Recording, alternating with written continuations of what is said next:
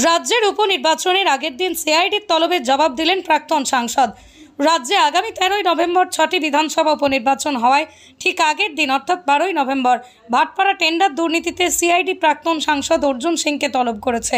সংবাদ মাধ্যমের মুখোমুখি হয়ে প্রাক্তন সাংসদ অর্জুন সিং বলেন, ভারপ্রাপ্ত টেন্ডার দুর্নীতি এতদিন হয়ে যাওয়ার পর এতদিন কি করছিল?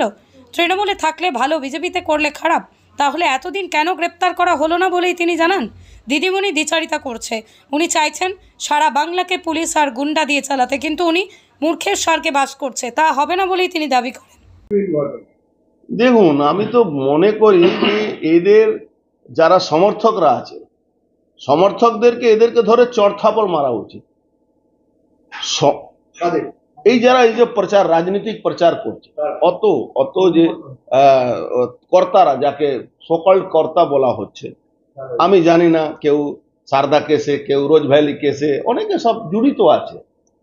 মোহনবাগান কর্তা, সারা সেন্ট্রাল গভর্নমেন্টের সঙ্গে যোগ করে বিজনেস চলছে, আবার তারা প্রচার করছে তৃণমূলে। আমি বুঝতে পারছি না, সবার উপরে নজর রাখতে হবে, নজর রাখছি আমরা।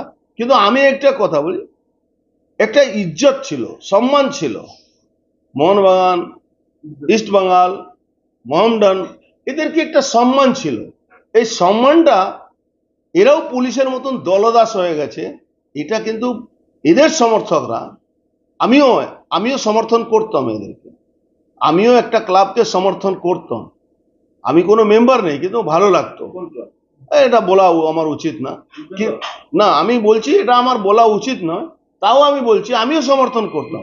আমি কিন্তু এই ধরনের একটা ক্লাব, সাধারণ পাড়াতে একটা ক্লাব, কোনো রাজনীতির ছোঁয়া যেখানে না লাগতে দেয়, সেখানে অত বড় একটা ক্লাব যাকে সামনে রেখে বাংলাকে লোক চিনে, সেই ক্লাবগুলো যদি রাজনীতিক কিছু স্বার্থের জন্য, কিছু পয়সার জন্য, কিছু টাকার জন্য তারা এমন একটা লোককে সমর্থন করছে যে কোনোদিন পায়ে ফুটবলই নেয়নি, ও সারা যখন থেকে ওর হোশ এসছে তখন থেকে একটা ওই অ্যাম্বুলেন্স ভাড়া চালাতো, তার খালাসির কাজ করত। তারপরে তৃণমূল এসে কোটি কোটি টাকায় পার্থভৌমিকের আশীর্বাদে সে ব্যবসায়ী হয়ে গেল। ব্যবসা সামনেও আছে, ব্যবসা পার্থভৌমিকের।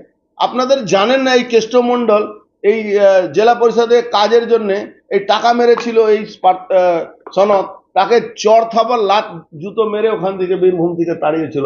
এর জেসিবি মেশিন দখল করে নিয়েছিল। তারপরে কোনোভাবে এই পলিটিক্যাল ইন্টারফিয়ারেন্স করে সেটা করা হয়েছিল।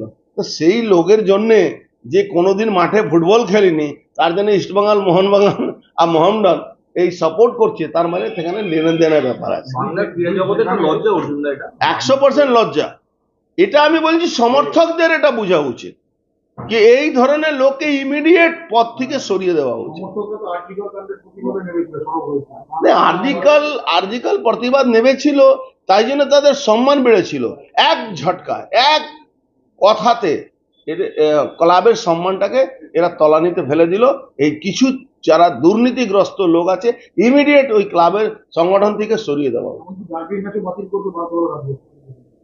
এটা তো এদের কিছু না, এরা নাক কান কাটিয়ে মমতা ব্যানার্জির সঙ্গে পিছনে দাঁড়িয়ে থাকে কিছু সুযোগ সুবিধা পাওয়ার জন্য, সিকিউরিটি পাওয়ার জন্য। এই কিছু ক্লাবের যারা কর্তারা আছে, ক্লাবের খেলোয়াড় তো না, ক্লাবের এরা কর্তা, এরা শুধু ধান্দার জন্য ওখানে বসে আছে।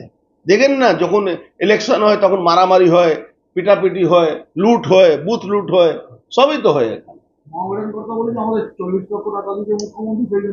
দেখুন, মোহামডান যে ক্লাবের নামটা একটা ধর্মীয় নাম নিয়ে চলছে, সেই ক্লাবের ব্যাপারে আমার কোনো উক্তি করা মনে করে আমি নিজেকে ছোট মনে করি।